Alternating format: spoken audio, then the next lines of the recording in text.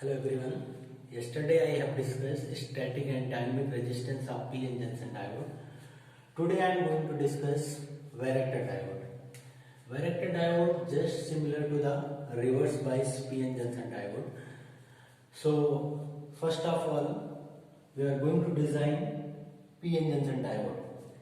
So as you know, when p-type semiconductor and n-type semiconductor sandwich together, then we get p-n junction diode. और अगर इसको हमें reverse bias में connect करना है तो हम एक बैटरी कनेक्ट करेंगे जिसका negative terminal connected with positive p-type semiconductor and positive terminal connected with n-type semiconductor. Due to this region positive exist here positive, और इस पॉजिटिव चार्ज की वजह से एन टाइप के माइनॉरिटी कैरियर जंक्शन की तरफ मूव करने लगेंगे. एन टाइप में माइनॉरिटी कैरियर क्या होंगे? होल्स होंगे. तो इनमें पॉजिटिव चार्ज होता है, ये भी पॉजिटिव चार्ज है, तो यहाँ पे एक रिपल्सिव फोर्स वर्क करेगा जिसकी वजह से ये minority charge carrier, it means ये माइनॉरिटी होल्स जंक्शन की तरफ मूव करने लगेंगे. Due to this negative the minority charge, it means electron of p type moves toward n type semiconductor. तो ये हो गया माइनॉरिटी कैरियर. अगर मेजॉरिटी की बात करें तो इस पॉजिटिव की वजह से n टाइप के majority, it means electron junction से अवे मूव करेंगे यानी इनकी डायरेक्शन ऐसे हो जाएगी क्योंकि ये पॉजिटिव चार्ज है, इलेक्ट्रॉन में नेगेटिव चार्ज है, तो इलेक्ट्रॉन में नेगेटिव, ये पॉजिटिव एक दूसरे को अट्रैक्ट करेंगे. That's why electron moves away from the junction. Similarly, the majority carrier of p type also moves away from the junction क्योंकि होल्स में पॉजिटिव चार्ज होता है, यहाँ पे नेगेटिव है, पॉजिटिव नेगेटिव अट्रैक्ट करेगा. इसका ये मतलब है कि दोनों तरफ के माइनॉरिटी चार्ज कैरियर जंक्शन की तरफ मूव करेंगे और दोनों तरफ के मेजॉरिटी चार्ज कैरियर जंक्शन से अवे मूव करेंगे. तो जब हम रिवर्स बायस का वोल्टेज बढ़ाएंगे तो यहाँ पे डिप्लीशन विड्थ बढ़ती है. हम पहले डिस्कस कर चुके हैं कि डिप्लीशन विड्थ क्यों बढ़ती है. जैसे जैसे हम रिवर्स बायस का वोल्टेज बढ़ाएंगे इसकी डिप्लीशन विड्थ बढ़ने लगेगी. अगर इसकी डिप्लीशन विड्थ बढ़ेगी तो इसका डायरेक्टली इफेक्ट पड़ता है वैरेक्टर डायोड के कैपेसिटेंस पे. अब हम बात करते हैं कि कैपेसिटेंस कहाँ से आ गया. तो हम यहाँ पे देखें ये क्या है, डिप्लीशन रीजन है. तो डिप्लीशन रीजन की इस वाली वॉल पे पॉजिटिव चार्ज होता है, इस वाली वॉल पे नेगेटिव चार्ज से होता है. तो अगर इसको हम अलग से बनाएं तो एक ये वॉल हो गई, एक ये वॉल हो गई. यहाँ पे क्या सेव है? नेगेटिव. यहाँ पे क्या सेव है? पॉजिटिव. और जंक्शन के और डिप्लीशन रीजन में इसके मिडिल में जो सेव है वो पॉजिटिव और नेगेटिव आयन सेव है जिनको हम बोलते हैं इमोबाइल साइन. ठीक है. तो ना तो यहाँ इलेक्ट्रॉन होते हैं ना होल्स होते हैं, सिर्फ और सिर्फ इस रीजन में क्या होते हैं? इमोबाइल आयन होते हैं. तो अगर यहाँ पे इमोबाइल आयन होते हैं यानी negative positive negative positive negative positive, इसमें कोई भी ना तो इलेक्ट्रॉन ना होल्स होते हैं, तो इनकी वजह से यहाँ पे कोई भी इलेक्ट्रिसिटी फ्लो नहीं करती. It mean just behave as a insulator. तो ये कैसे बिहेव करते हैं? डाइलेक्ट्रिक की तरह बिहेव करता है. मान के चलिए डाइलेक्ट्रिक की तरह बिहेव करता है जो एप्सिलॉन होगा. ठीक है.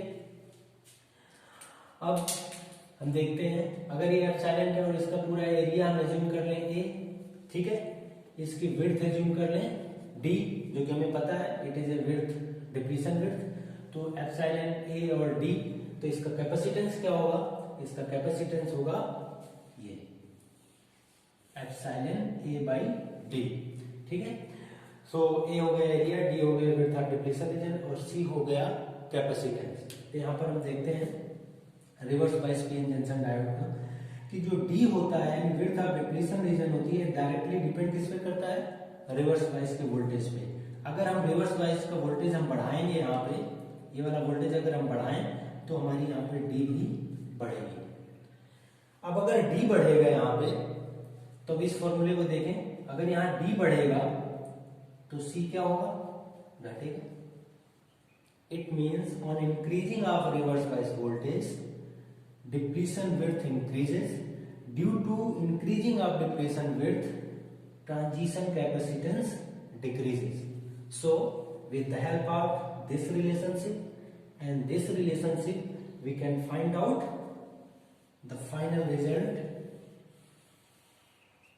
of transition capacitance, which is inversely proportional to square root of reverse bias voltage. इसका मतलब ये हुआ कि जैसे जैसे हम रिवर्स बायस का वोल्टेज बढ़ाएंगे वैसे वैसे ट्रांजिशन कैपेसिटेंस घटेगा।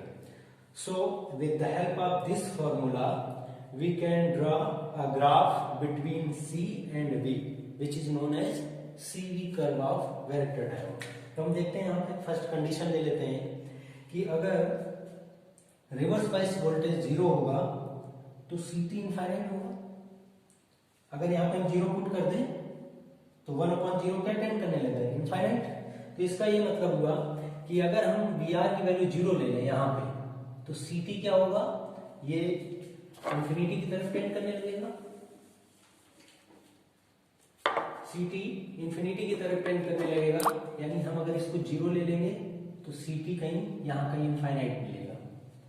फिर अगर हम VR की वैल्यू बढ़ाएं थोड़ा सा, यानी 1 वोल्ट ले लें मान लो, तो 1/1 कुछ हम मान लेंगे कि यहाँ 1 मिलने लगेगा हमें, यानी इसके रिस्पेक्ट में और इस पॉइंट के रिस्पेक्ट में एक पॉइंट यहाँ मिल जाएगा। फिर अगर हम VR की वैल्यू 2 ले लें तो CT की वैल्यू 1/√2 आएगी, यानी 1 से कम आएगी तो हम यहाँ कहीं ले लें तो ये मिल जाएगा। अगर हम इसको 3 वोल्ट ले लें तो ये और कम हो जाएगा, यहाँ कहीं पॉइंट मिल जाएगा। अगर इसको हम 4 ले लें तो ये CT और कम होकर कहीं यहाँ मिल जाएगा, तो ये पॉइंट हम मान लेते हैं यहाँ मिल जाएगा। तो इससे ये पता चल रहा है कि on increasing of reverse bias voltage capacitor की वैल्यू क्या होगी, डिक्रीज करेगी। यानी अगर हम इसकी वैल्यू इंक्रीज करेंगे तो कैपेसिटर की वैल्यू डिक्रीज करेगी और रिस्पेक्टिव हमारे पास ये पॉइंट मिलते चले जाएंगे। तो अगर इन सारे पॉइंट को हम ऐसे करके मिला दें, इस तरीके से एक ग्राफ बना दें तो ये कुल मिला के ऐसे ग्राफ बन जाएगा। इसका मतलब ये है कि जब रिवर्स बायस का वोल्टेज 0 लोगे तो ये इनफाइनाइट की तरफ टेंड करेगा ग्राफ, ठीक है। और रिवर्स बायस का वोल्टेज जैसे जैसे बढ़ाते जाओगे वैसे वैसे कैपेसिटेंस डिक्रीज करता चला जाएगा। तो with the help of this relationship we can find out CV curve. तो यहाँ पर हम देखते हैं varactor diode, it is also known as varicap diode, it is also known as tuning diode, and due to variation of capacitance it also known as variable capacitor diode, और ये reverse bias में work करता है। तो single अगर हम देखें कि क्या होता है वैरेक्टर डायोड, तो varactor diode whose internal capacitor varies with the variation of the reverse bias voltage, such type of diode is known as varactor diode, ठीक है। तो हम यहाँ रिवर्स बायस वोल्टेज को बढ़ाएंगे, डिप्लीशन विड्थ बढ़ेगी, डिप्लीशन विड्थ बढ़ेगी तो ट्रांजिशन कैपेसिटेंस घटेगा। तो जैसे जैसे हम ये वोल्टेज बढ़ाते चले जाएंगे वैसे वैसे ट्रांजिशन कैपेसिटेंस घटता चले जाएगा और हमारे पास ये फाइनल ये CV कर्व आ जाएगा। अब हम बात करते हैं इसके सिंबल की। This is the symbol of varactor diode.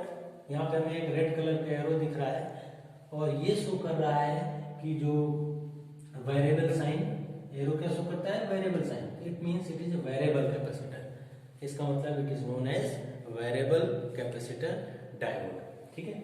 अब अगर हम वैरेक्टर डायोड के एप्लीकेशंस की बात करें तो वैरेक्टर डायोड का एप्लीकेशन बेसिकली हम फ्रीक्वेंसी को चेंज करने में करते हैं। It means it is use in A tuning circuit with the help of variation of reverse bias voltage we can very the frequency of the system या any device, like radio में use करते हैं, TV में use करते हैं, और जहाँ पे भी LC टैंक सर्किट्स का यूज होता था फॉर ट्यूनिंग पर्पस, वहाँ पर नाउ हम लोग क्या यूज करते हैं, एक छोटा सा वैरेक्टर डायोड। तो वैरेक्टर डायोड का एडवांटेज यही है कि with the help of variation of reverse bias voltage we can tune the circuit, we can change the frequency, ठीक है।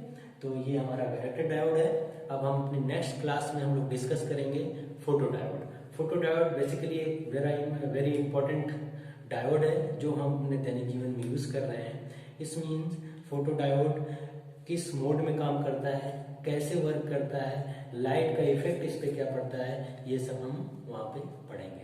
सो अब आज के लिए बस इतना ही। नेक्स्ट वीडियो में हम लोग फोटो डायोड पढ़ेंगे। Thank you so much.